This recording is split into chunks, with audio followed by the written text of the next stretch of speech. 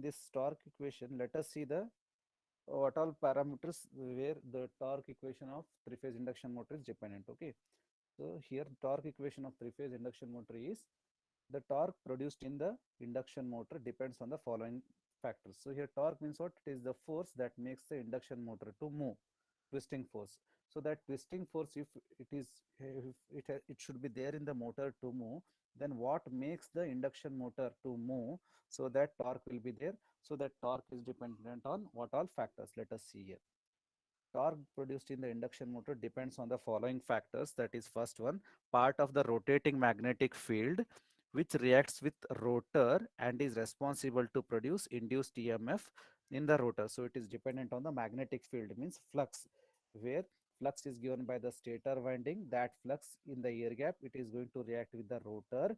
Then because rotor is closed circuit, because of that EMF will be induced in the rotor. Okay, so torque is dependent on the stator flux, that is rotating magnetic field. Then torque is also dependent on magnitude of rotor current in running conditions. So torque is also dependent upon the rotor current, that too during running condition, that is I2R. Then also torque is dependent on the power factor of the rotor circuit under running condition. So once again torque is also dependent on power factor of the rotor under running condition, that is cos pi 2R. So after seeing torque is dependent on the flux, torque is dependent on the rotor current and rotor power factor under running condition. Now all these three parameters we are going to write it mathematically. Okay, mathematically the relationship can be expressed as torque equation of three-phase induction motor denoted by capital T is directly proportional to flux pi rotor current under running condition, then rotor power factor under running condition, that is torque T is directly proportional to pi I2R cos pi 2R. So what is this pi? Where pi is equal to flux responsible to produce the induced EMF. Then I2R is the rotor current under running condition. Then cos pi 2R is nothing but the rotor power factor under running condition of the three-phase induction motor. Now the flux pi produced by the stator is proportional to E1. So now we know that always flux gives us the voltage, that is stator voltage E1, where E1 is nothing but the stator voltage. So this flux pi, now it is directly proportional to the stator voltage. If there is a rotating magnetic flux, then this gives us stator voltage denoted by E1. Okay, while E1 and E2 are related to each other through the ratio of the stator turns to rotor turns, that is K. We know that what is that? Transformation ratio K in terms of voltage, K is written as V2 by V1. So now instead of V2 by V1, now let us consider here that as state, what is that? Ratio of rotor voltage to the stator voltage. E2 is the rotor voltage, E1 is the stator voltage. E2 by E1 is equal to transformation ratio K. Now the equation pi is directly proportional to E1, write it denote it as 3.9.2, and equation E2 by E1 equal to K, this you can denote it as equation 3.9.3. Okay, so now using equation 3.9.3 in 3.9.2, we can write what is this equation 3.9.3, that is transformation ratio K is equal to E2 by E1, whereas equation 3.9.2 is flux pi is directly proportional to what?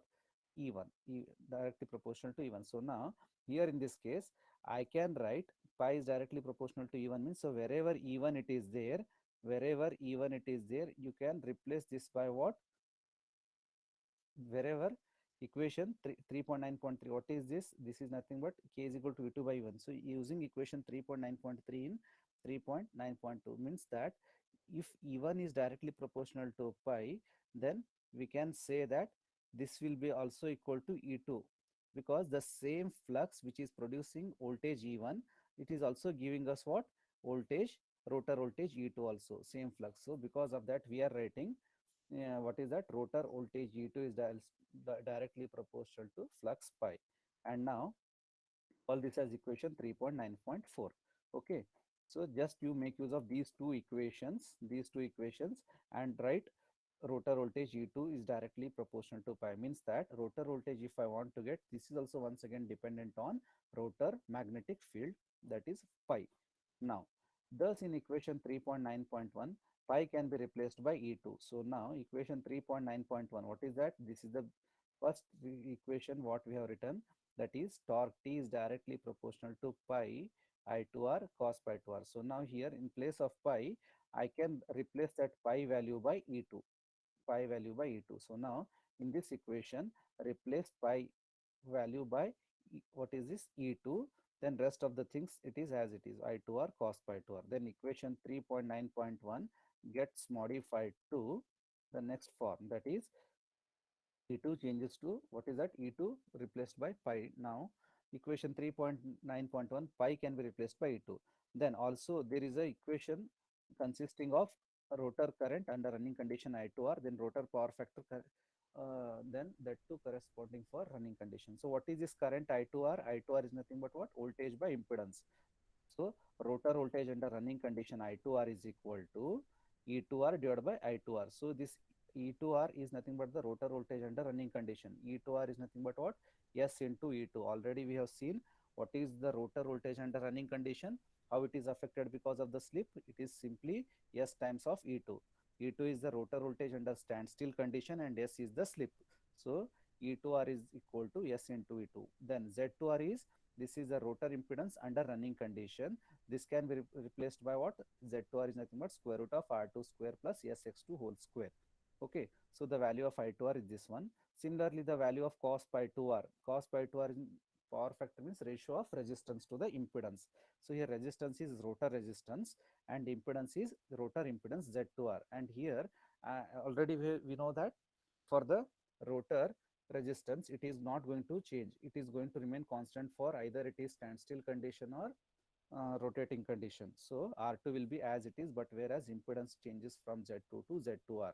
So value of Z2R is what? Square root of R2 square plus SX2 whole square. So now replace in the equation 3.9.1, in this equation, this pi value, we are going to replace this by what? This value of the pi is nothing but E2, and I2R is what? E2R divided by Z2R, and cos pi 2R is nothing but what? R2 by Z2R. So after knowing all those values, now if we replace those values, so pi changes to E2, then I2R changes to S E2 upon square root of R2 square plus SX2 whole square. Then cos pi 2R is nothing but R by Z, that is R2 by square root of R2 square plus SX2 whole square. So after getting this equation, solve this equation now. So here in the numerator E2 and E2 is there. So it becomes E2 square, slip S is as it is, R2 also as it is. So now in the denominator part, same terms are what? Square root of R2 square plus SX2 whole square multiplied by one more time square root of R2 square plus SX2 whole square. So this becomes what? Simply R2 square plus SX2 whole square Newton meter. So now if we remove this proportionality constant, then torque equation of three-phase induction motor will become equal to what? Torque T equal to, remove the proportionality constant, then this changes to T is equal to K SC2 square R2 divided by R2 square plus SX2 whole square. Now what is this K? This K, this is nothing but constant of proportionality, where the value of the constant of proportionality K is given by 3 divided by 2 pi ns, or 3 upon 2 pi ns, where this ns is the speed of the induction motor in revolution, what is that, revolution per second, rps. This small ns is nothing but what? Capital Ns by 60. Small ns is nothing but capital Ns. So Ns is the synchronous speed of the rotating magnetic field, which will be in terms of RPM.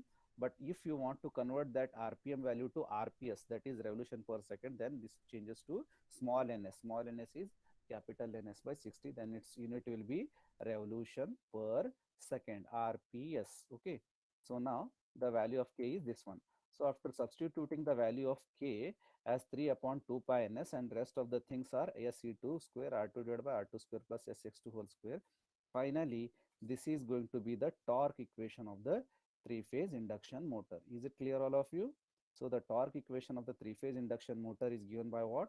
T is equal to 3 upon 2 pi ns, where this whole thing is nothing but small k, proportionality constant, which is equal to 3 upon 2 pi ns. Rest of the things are SE2 square R2 upon R2 square plus SX2 whole square Newton meter. Is it clear? So to begin with, first you should write what all things are responsible to get the torque. So torque is directly proportional to the flux, it is proportional to the rotor running current, it is proportional to the rotor power factor under running condition. So now this flux, it is dependent on E2. I2R value is E2R upon Z2R. Cos pi 2R is what? R2 upon Z2R. So just you substitute all the values for these three components. Then finally, we are going to remove the proportionality constant. It changes to small k, where the value of k is 3 upon 2 pi ns. And on substituting and simplifying the equation for torque for three-phase induction motor, torque equation will be T is equal to 3 upon 2 pi ns SE2 square R2 upon R2 square plus SX2 whole square Newton meter, where this S is the slip, E2 is the rotor voltage under standstill condition, R2 is the rotor resistance, and Ns is the revolutions per second, that is speed in revolutions per second, and X2 is the rotor reactance, okay, and its unit is Newton meter. Is it clear, all of you? Till here you should write if it is asked in the exam to derive the torque equation of three-phase induction motor, and this is very simple to derive. Is it clear, all of you? Yes, sir. Okay. Just three parameters and you write those formulas and you just reach to the final equation. Now this torque equation, if you see here, slip will come into picture here. So we know that at starting condition, where speed of the induction motor n will be 0, corresponding slip value s will be equal to 1. Always remember, whenever motor is under resting condition, speed of the motor will be 0, whereas slip value will be s will be equal to 1. So by considering s is equal to 1, then we can write T starting. Starting at the time of starting of induction motor, what will be the starting torque? Just you put S value as 1, then you will be getting starting torque equation. That is TST is equal to 3 upon 2 pi ns into E2 square R2 divided by R2 square plus X2 whole square Newton meter, where S value, slip value will become equal to 1. Is it clear? That is starting torque, where speed of the induction motor n will be equal to 0, means slip value will be s equal to 1. Then this equation becomes starting torque, which is denoted as TST, and the formula here, this slip s becomes equal to 1. Here denominator s s will become equal to 1, and this is the torque equation at the time of starting, that is TST equal to 3 upon 2 pi ns into E2 square R2 divided by R2 square plus SX2 whole square Newton meter. Okay, this is starting torque by taking n equal to 0 and putting s equal to 1. Okay. Now if you check the equation here, this is the rotor resistance. This is a rotor resistance. Okay. We can change the torque at the time of starting. Only it is possible by what? Which element? Rotor voltage is constant. Then rotor reactance is constant. So how we can change the starting torque now? The only variable parameter here is what? Rotor resistance. So what we can do is that we can add some extra rotor resistance. R2 changes to R2 dash. So by changing the resistance of the rotor, by adding extra resistance using some rheostats and all, then we can control the starting torque. Yes or no? Because torque is directly proportional to R2, but whereas rest of the other things, they are all constant. Is it clear? Yes, sir. But the Yes, sir. drawback in this case is that there are two types of three-phase induction motor that is based on the rotor construction. One is squirrel cage, another is slip ring induction motor, right? But if you consider the induction motor, if it is squirrel cage induction motor, then rotor is short circuited. Rotor is completely short circuited. Even though if you add extra resistance, it is not going to affect the performance. It is not going to affect the performance because rotor, it is completely short circuited on both the sides. Using the rotor, it will be short circuited on both the side using the end rings. So even if you add the resistance, it is not going to cause change in the resistance. So now I mean to say here is that in the case of squirrel cage induction motor, it is not possible to control the torque because rotor is completely short circuited on both the sides using the end rings.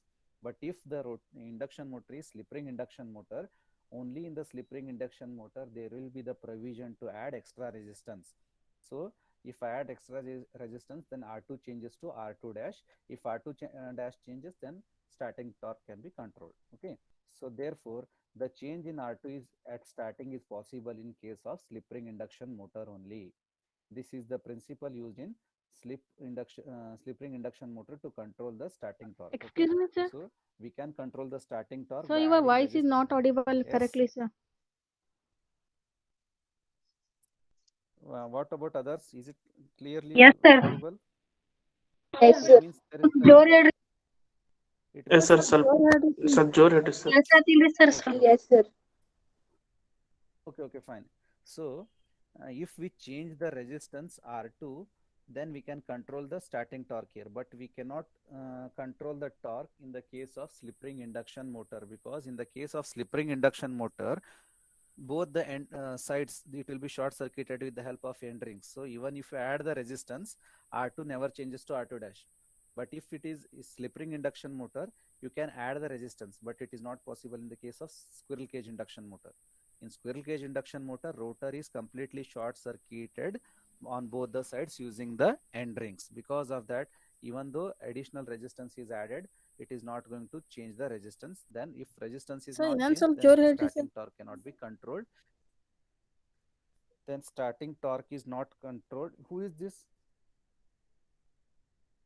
Because all the students, if they are listening, means there is a technical problem from the only one student, means No, sir. just try to check the settings of ಇಲ್ರಿ your sir network. ನಮಗೂ ಇಲ್ರಿ ಕೇಳ್ಸಾತಿಲ್ರಿ sir, sir ನಮಗೂ correct ಕೇಳ್ಸ- ಆಗತ್ತೀರಿ sir ನೋಡಿ. ಬಹಳ slow ಆಗತೈತ್ರಿ sir ಅದಕ್ಕೆ left ಆಗತ್ತೀನ್ರಿ. Now, No, sir. ಹಂಗೆ ಇದರಿ sir.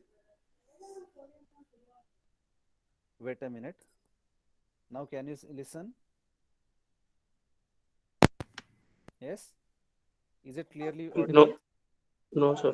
No, sir. No, sir. Just you check while I am explaining. Okay. So here TST means what? TST is nothing but the starting torque. This can be controlled by adding the resistance. Okay. So this additional resistance is possible only in the case of slip ring induction motor, but not in the case of squirrel cage induction motor, because in the squirrel cage induction motor, rotor is completely short circuited on both the sides, where even though if you add the resistance will not cause any change. Because of that, TST Hello, cannot be sir. controlled. Starting torque. Yes. Sir ಒಂದ್ಸಲ left ಆಗಿ ಮತ್ತೆ ಆಮೇಲೆ ಇದಾಗ್ರಿ sir join ಆಗ್ರಿ. See, if I leave the meeting now, then whole video recording will be stopped. Okay. What you can do is just you be on the line. Later on, anyhow, I am going to post this in the YouTube. Then you can watch very easily. Okay. Yes.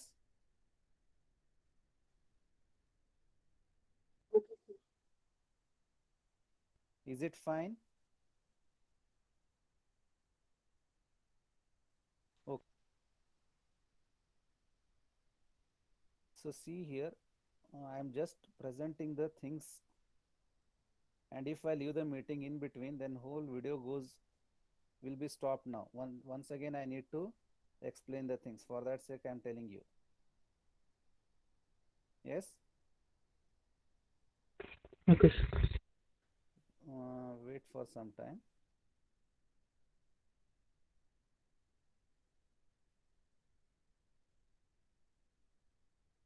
So till here, is it clear to all of you? Starting torque, whatever I have explained, torque equation and starting torque. For starting torque, just you need to put S value equal to 1 in this equation, then you will be getting starting torque as TST, and this can be controlled only in the case of slip ring induction motor. Okay. Now let us see the what is that next concept related to the torque. So after seeing the torque equation, now let us see or study what will be the condition when we get the maximum torque. Okay. What will be the condition when do we get the maximum torque? So here in the torque equation, this is the torque equation. If you see here, torque T is equal to, this is anyhow constant, SE2 square R2 divided by R2 square plus SX2 whole square. Okay. So now here in this equation, slip is the only variable parameter. Slip is the only variable parameter. Depending upon the loading condition, depending upon the speed, slip changes, right? So this slip, it is appearing on both numerator as well as in the denominator part.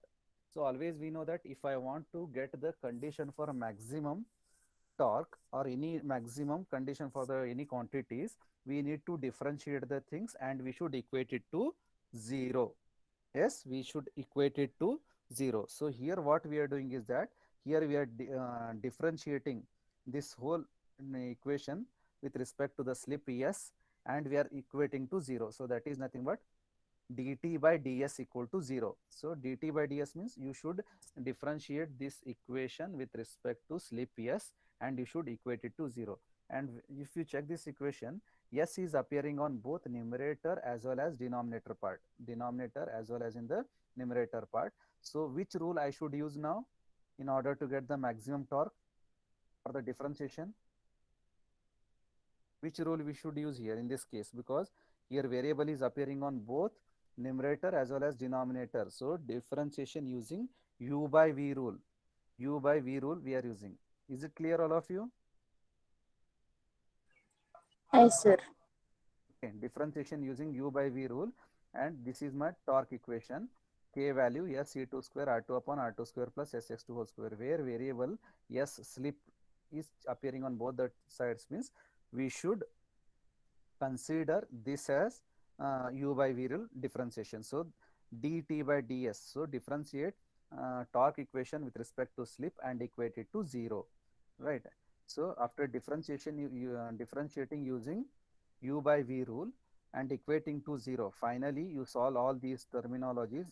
At the end you are getting, when torque is maximum, then slip s is equal to r2 by x2. When torque is maximum, then slip s is equal to r2 by x2.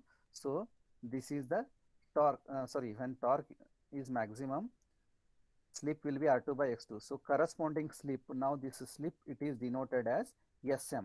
It is denoted as sm, where maximum slip sm will be equal to what? R2 by x2. What is this R2? R2 is what? R2 is the rotor resistance and x2 is the rotor reactance. So when motor is giving us maximum torque, then corresponding resistance and reactance will be what? Sm is equal to R2 by x2. So this we are going to get it if we differentiate torque equation with respect to slip s and equate it to 0 and solve all the equations. Finally we are going to get the equation slip s equal to r2 by x2 by neglecting the negative slip.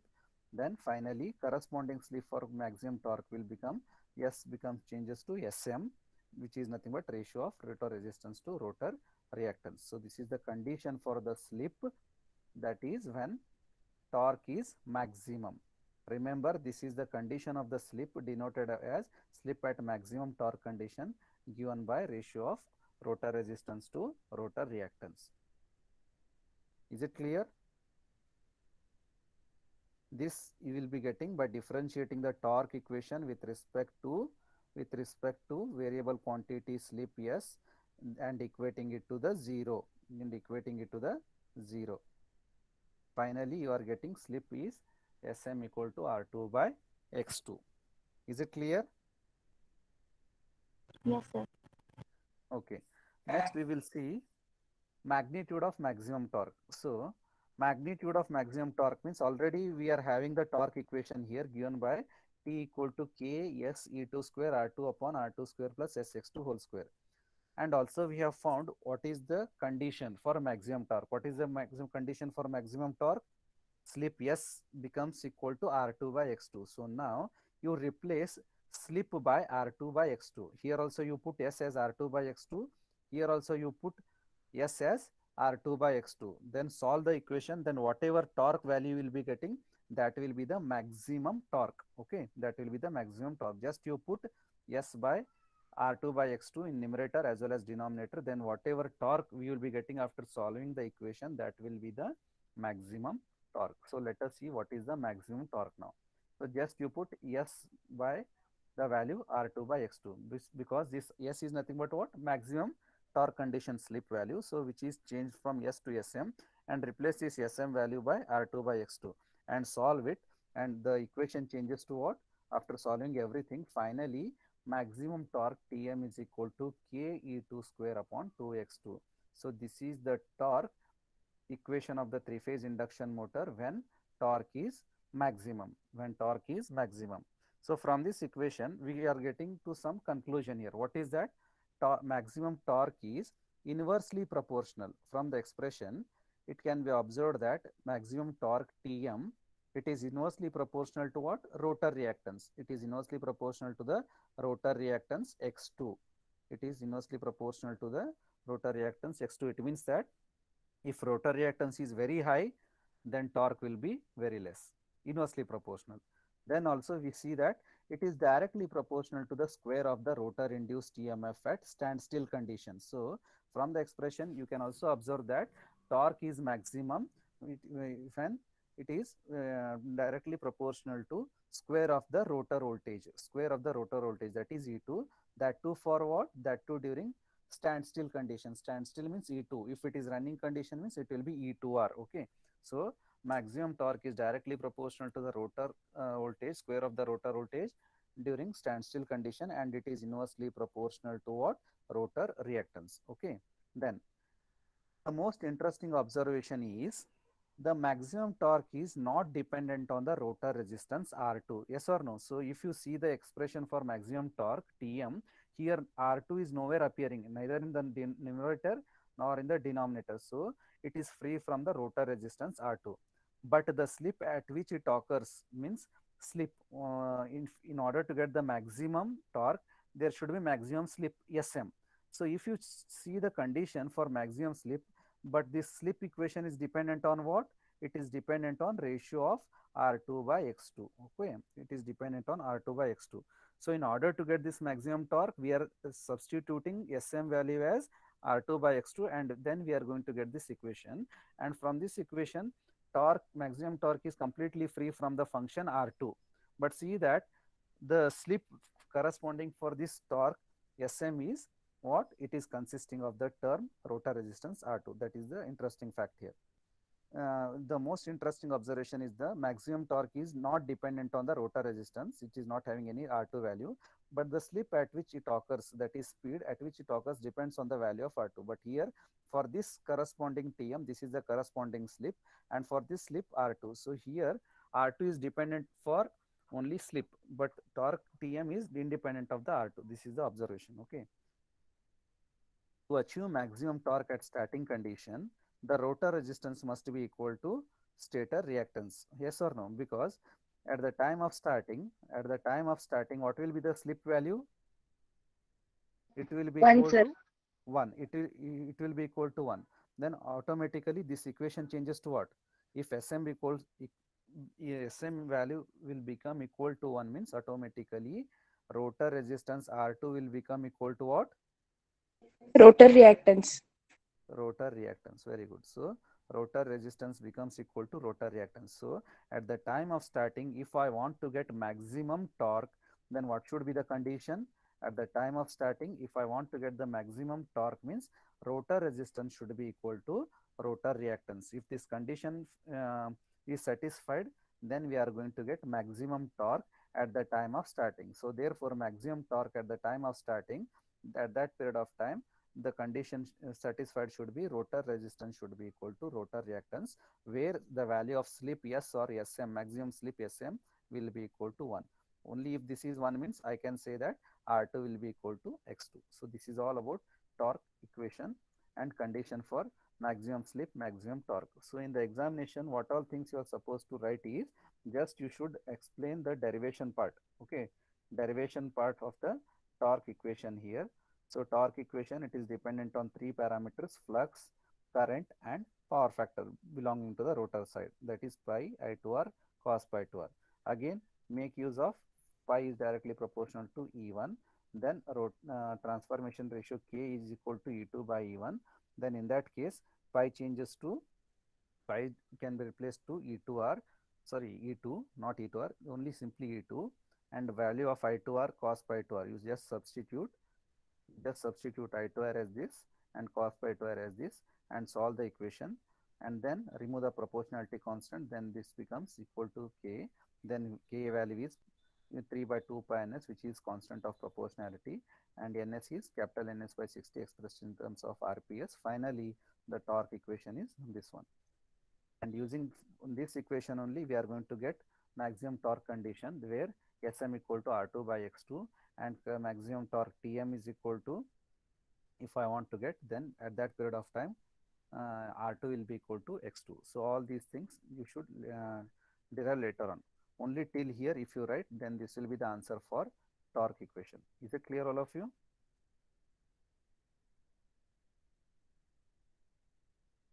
Yes? Yes, sir. So you can practice this in derivation part and conditions for the maximum torque. Related numerical problems we'll see later, okay?